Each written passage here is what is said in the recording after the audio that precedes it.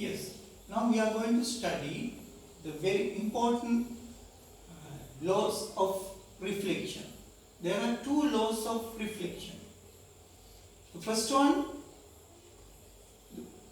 the first law is the incident ray, the reflected ray and the normal at the point of incidence lie on the same plane.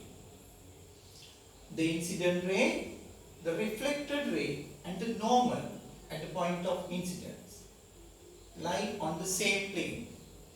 The second law, the angle of the incidence is equal to the angle of reflection.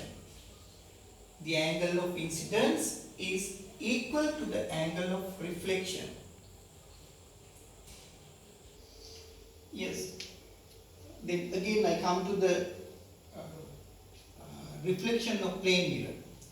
Now I am going to explain the laws of reflection.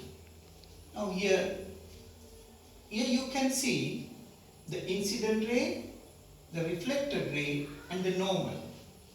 These three lines lie on the same plane. Incident ray, the reflected ray and the normal lie on the same plane. The second law express the angle of incidence is equal to the angle of reflection. Angle of incidence is equal to the angle of reflection. Try to understand this reflection. Incident ray travels along the normal. Then the angle of incidence is 0. There is no angle between the incident ray and the normal. And the angle of reflection is also 0 because there is no angle between the normal and the reflected ray. Therefore, we can identify the light falls on the mirror comes back along the same path. Yes, dear children, now I am going to teach you the formation of the image of a point object. This is the point object. It can be considered as the small dot. Now, I denotes the image. This is the plane mirror. N denotes the plane mirror. OA is the incident ray. The incident ray falls on the mirror, reflects back as AB.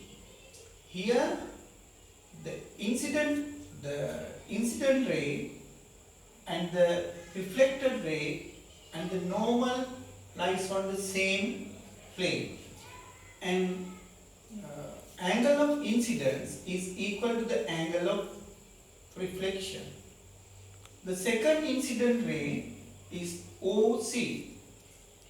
Its reflected ray is CD. The angle of incidence is OC and with the normal. Angle of reflection is CD with the normal. Right. Then when you draw the incident rays and the reflected rays, you can